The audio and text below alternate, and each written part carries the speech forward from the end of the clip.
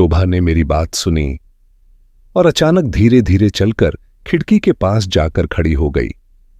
कुछ पल तक वो बस बाहर अंधेरे में झांकती रही, जैसे वहां उसे उसका अतीत दिख रहा हो। फिर उसने मुड़कर मेरी तरफ देखा। उसकी आंखों में एक अजीब सी उम्मीद और टूटन थी। वो बोली, देव, शायद मैंने तुम्हारे बारे में जो सोचा था वो सही था। तुम ही हो जो मुझे मेरी इस हालत से मुक्ति दिला सकते हो। उसकी बात सुनकर मैं चौंक गया। मैं हकलाकर बोला, और तुम ऐसा क्यों सोचती हो? मैं 27 साल का एक इंसान हूं, न मैं कोई तांत्रिक, न कोई अलौकिक शक्ति वाला। मैं तो खुद अपनी परेशानियों से मुक्त नहीं हो पा रहा। तुम्हें कैसे मुक्ति दिला दूं?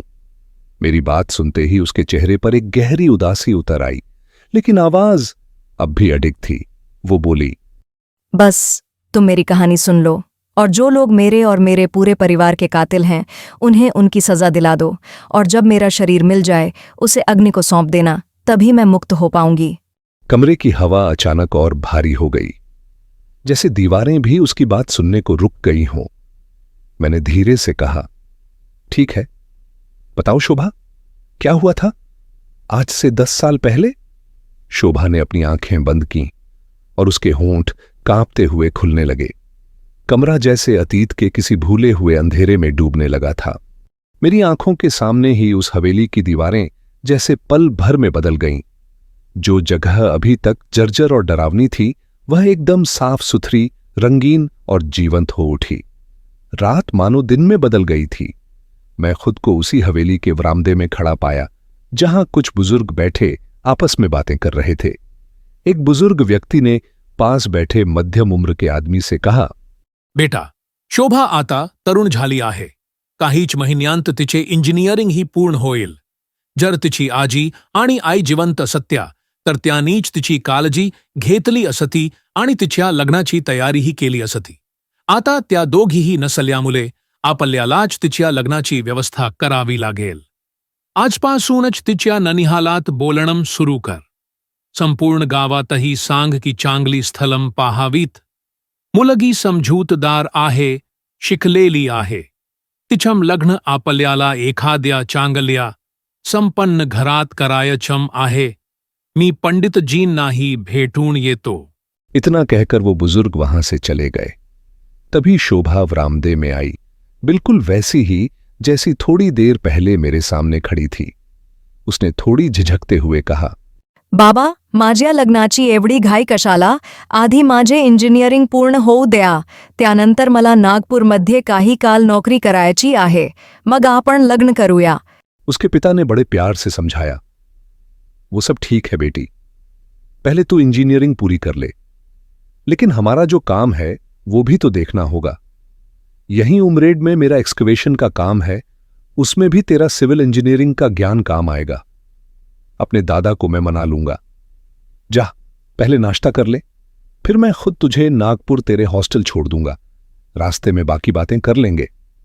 इतना कहकर शोभा के पिता तैयार होने चले गए और शोभा वरामदे में ही उनका इंतजार करने लगी।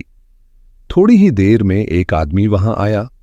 उसे देखते ही शोभा ने हाथ जोड़कर नमस्कार किया और बोली, नमस्कार सरपंच काका, आप इस वक्त? कोई जरूरी बात है क्या? बाबा तो अभी नहा रहे हैं। मैं हैरान रह गया। वही सरपंच जिसने हमें ये हवेली किराए पर दी थी। ये सारे दृश्य मेरी आंखों के सामने ऐसे चल रहे थे जैसे मैं कोई कहानी नहीं, बल्कि बीते हुए समय की एक जिंदा फिल्म देख रहा हूं। सरपंच बिना कुछ कहे वरामदे में रखी कुर्सी पर बैठ गया। थोड़ी देर चुप रहने के बाद उसने कहा, मैं उमेश जी का इंतजार कर रहा हूं, उनसे एक जरूरी काम है। वो ठीक शोभा के सामने वाली कुर्सी पर बैठ गया और उसे घूरने लगा। उसे देखकर मुझे अजीब सा लगा। उसकी नजरें साफ नहीं थीं। वो किसी भूखे भेड़िए की तरह शोभा को एकटक देख रहा था। फिर उसने बनावटी मुस्कान के साथ पूछा, शोभा, कॉलेज में सब ठीक चल रहा है ना? इतने लड़के होंगे वहां, कई तो तुम्हें देखकर दीवाने हो गए होंगे। किसी के साथ कुछ हुआ तो होगा ही अब तक। ये सुनते ही शोभा का चेहरा सख्त हो गया। गुस्से में उसने कहा, काका, आप ये कैसी बातें कर रहे हैं? मैं वहां पढ़ने जाती हूँ, ये सब करने नहीं। और आप मुझसे इस तरह कैसे बात कर सकते हैं? आप मेरे काका की उम्र के हैं, नहीं तो मैं इस बदतमीजी का जवाब अभी दे देती। इतना कहकर शोभा वहां से जाने लगी। तभी सरपंच ने घर खाली देखकर उसका हाथ पकड़ लिया और उसे अपनी ओर खींचते हुए बोला, नागपुर में क्या करती है मैं सब जानता हूं, तुझे मैं पाकर रहूंगा। अगले ही पल शोभा ने पूरी ताकत से उसके गाल पर एक चांटा मारा और गुस्से से कहा, दूर हटो पापी, मैं तुम्हारी बेटी की उम्र की हूं। अपनी उम्र का तो लिहाज करना था। चले जाओ यहां से, वरना मैं तुम्हारा खून कर दूंगी। मेरी आंखों के सामने ये सब ऐसे घट रहा था जैसे अतीत का जहर एक एक पल फिर से जिंदा हो रहा हो। तभी जैसे किसी ने मुझे जोर से झकझोर दिया। मेरे कानों में एक आवाज गूंजने लगी, सर उठिए सर, उठिए सर, आप जमीन पर ही सो गए। उठिए सर, उठिए सर, उठिए सर, उठिए सर। मैंने हड़बड़ाकर आंखें खोलीं तो देखा मैं उसी धूल भरे फर्श पर लेटा हुआ था। पल भर पहले जो दीवारें चमक रही थीं, जो रंगीन थीं, वो फिर से अपनी पुरानी जर्जर हालत में लौट आई थीं। सब कुछ वैसा ही था जैसा पहले था। मेरे सामने ओम प्रकाश खड़ा था। उसके चेहरे पर चिंता साफ दिख रही थी। उसने कहा, सर, इस ठंड में आप यहां गंदे फर्श पर कैसे लेट गए? देखिए, आपके कपड़े भी पूरी तरह गंदे हो गए हैं। चलिए, पहले खुद को साफ कर लीजिए। वरामदे में सब लोग आपका इंतजार कर रहे हैं। इतना कहकर ओम प्रकाश ने मुझे सहारा दिया और अपने कमरे तक ले गया। उसने अपनी एक साफ शर्ट मेरी तरफ बढ़ाते हुए कहा, साहब, ये पहन लीजिए, फिर बाहर आइए। सरपंच साहब को भी मैं ले आया हूं। मैं शर्ट थामे खड़ा था और मेरे दिमाग में बस एक ही सवाल गूंज रहा था, जो मैंने देखा था वो सपना था या फिर उस हवेली की दीवारों में कैद एक डरावना सच। मैं वरामदे में पहुंचा जहां सरपंच और प्रशांत मेरा इंतजार कर रहे थे।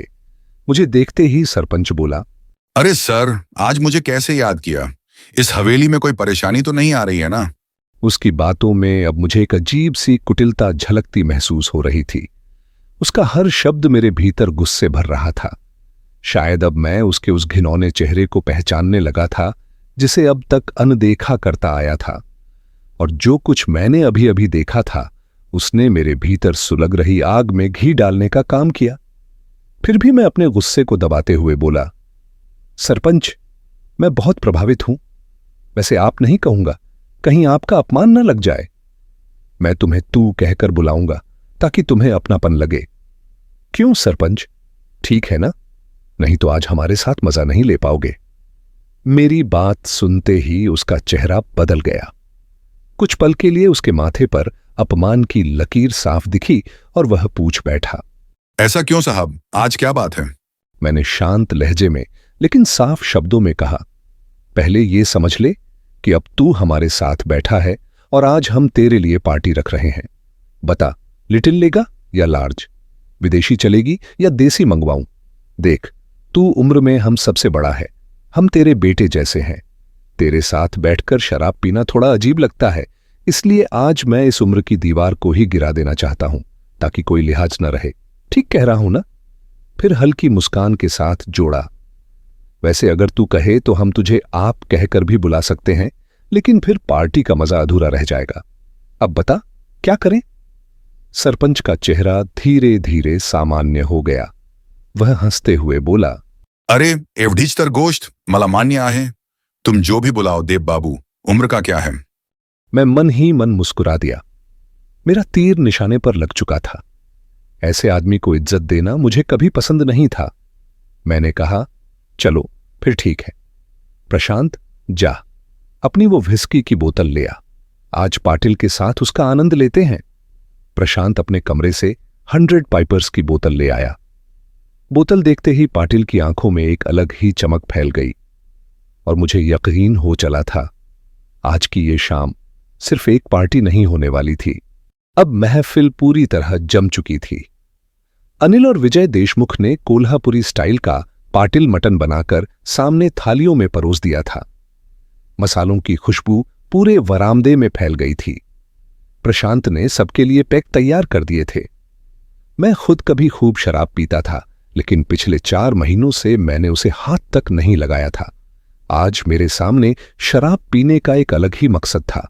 मेरा इरादा खुद पीने से ज्यादा सामने बैठे आदमी को इतना पिलाने का था कि वो तोते की तरह सब कुछ बोलने लगे। विदेशी शराब की बोतल देखते ही सरपंच खुद को रोक नहीं पाया। उसने सबसे पहले एक ही घूंट में पूरा पैग नीचे उतार दिया और खाली ग्लास प्रशांत के सामने रख दिया, जैसे बिना कहे ही कह रहा हो, रुकना नहीं, गिलास भरता जा। प्रशांत ने मेरी तरफ देखा। मैंने आंखों ही आंखों में इशारा किया, भरता जा, जब तक इसे पूरी तरह चढ़ न जाए। प्रशांत ने मेरे इशारे को तुरंत समझ लिया और वैसा ही करने लगा। सरपंच ने लगातार 3 पैग नीट मार दिए, फिर मटन का एक बड़ा सा टुकड़ा मुंह में डालते हुए बोला, देव बाबू, हमारी दोस्ती के नाम। और फिर जोर से हंसते हुए कहा, मजा आ गया। मैं उसकी हंसी देख रहा था, लेकिन मेरे मन में बस एक ही बात चल रही थी, अब ये जुबान देर तक बंद रहने वाली नहीं है। अब सरपंच पर शराब पूरी तरह चढ़ चुकी थी। छोटी सी बात पर भी वह लंबी लंबी कहानियां सुनाने लगा था। उसकी जुबान लड़खड़ा रही थी, लेकिन बातें रुकने का नाम नहीं ले रही थीं। मैंने पहले उससे इधर उधर की कुछ निजी बातें पूछीं, माहौल हल्का रखा और फिर धीरे से असली मुद्दे पर आ गया। मैंने हंसते हुए कहा, पाटिल, तू तो मुझे बड़ा रसिक लगता है। तेरी जवानी के तो कई किस्से होंगे, खूब मजे लिए होंगे तूने, है ना? वो शराब के नशे में बेहिचक हंसा और बोला, जवानी में तो मैं पूरा भूखा भेड़िया था देव बाबू, खूब खाया है मैंने जवानी में। और सच कहूं, इस उम्र में भी भूख कम नहीं हुई है। मौका मिले तो मैं आज भी नहीं छोड़ता। मैंने व्यंग्य में आधी हंसी और आधे तंज के साथ कहा, मतलब जहां मौका लगे हाथ, वहीं रात गुजार। मेरी बात सुनकर वो ठहाका मारकर हंसा और मुझे यकीन हो गया, नशे ने उसकी जुबान खोल दी है। अब वो सच से ज्यादा देर तक भाग नहीं पाएगा। सरपंच अब तक पूरे 6 पैग पी चुका था। वह उस हालत में पहुंच गया था जिसे सही मायनों में कंप्लीटली इंटॉक्सिकेटेड कहते हैं, जहां इंसान को खुद पता नहीं चलता और सच अपने आप जुबान पर आ जाता है।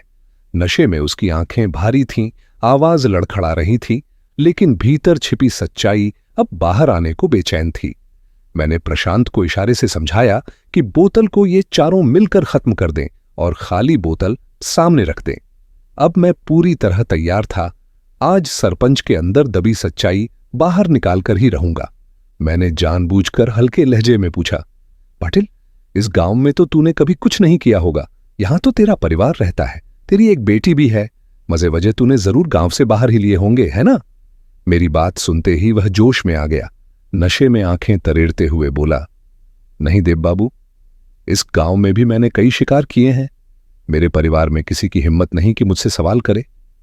मैंने बात को और आगे बढ़ाया, कोई खास शिकार जिसके बारे में तू हमारे साथ साझा करना चाहे? वह और खुल गया, बोला, अरे देव बाबू, जिस जगह तुम सब अभी बैठे हो ना, वहां भी मैंने काम किया है।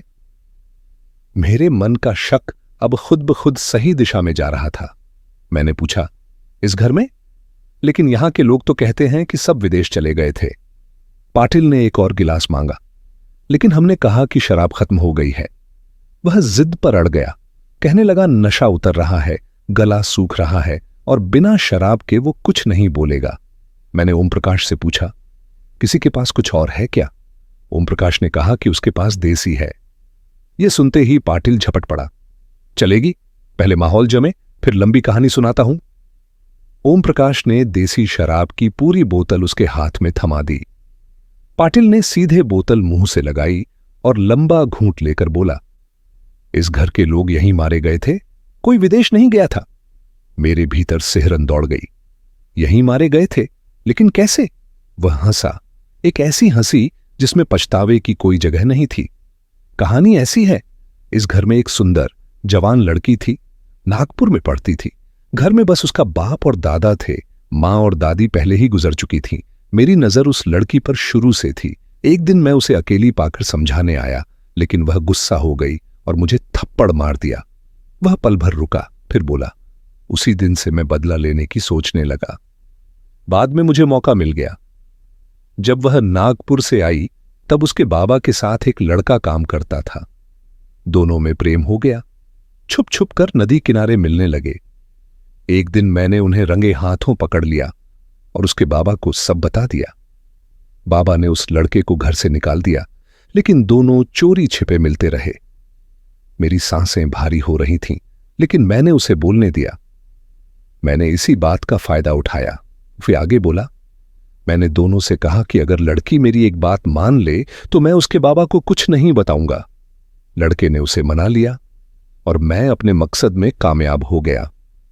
उसने फिर जैसे बात को हल्का बनाते हुए कहा, बाद में सुना कि वही लड़का लड़की के बाप और दादा को मारकर घर की सारी संपत्ति लेकर भाग गया। मैंने सरपंच को शक की नजर से देखा। मुझे ये कहानी पूरी सच नहीं लगती, तू ऐसे ही छोड़ देता? इसमें तेरा क्या हाथ था? क्या वो सच में भाग गए या उन्हें भी किसी ने मार दिया? पाटिल ने लापरवाही से कहा, देव बाबू, मुझे जो चाहिए था वो मुझे मिल गया था।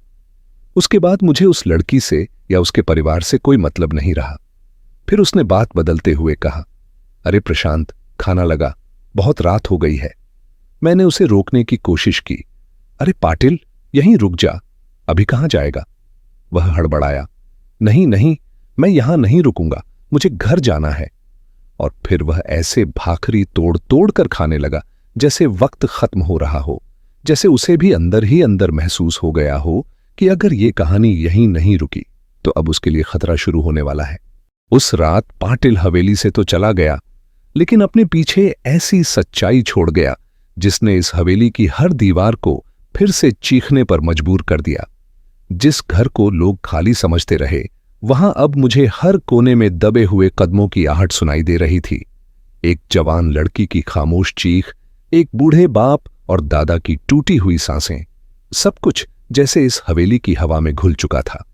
अब सवाल सिर्फ इतना नहीं था कि उस रात क्या हुआ था, बल्कि यह था कि क्या वह सब आज भी यहीं मौजूद है? पाटिल की हड़बड़ाहट, उसका भाग जाना और उसकी अधूरी कहानी, सब ये इशारा कर रहे थे कि यह मामला जितना दिख रहा है उससे कहीं ज्यादा गहरा और खतरनाक है। और सबसे डरावनी बात यह थी कि जिस सच को हमने शराब के नशे में बाहर निकाला, वह शायद अब हमें छोड़ने वाला नहीं था। क्योंकि कुछ रहस्य खुलने के बाद शांत नहीं होते, वे जाग जाते हैं। चौथे एपिसोड में आप देखेंगे, क्या उस लड़की की आत्मा आज भी इस हवेली में भटक रही है?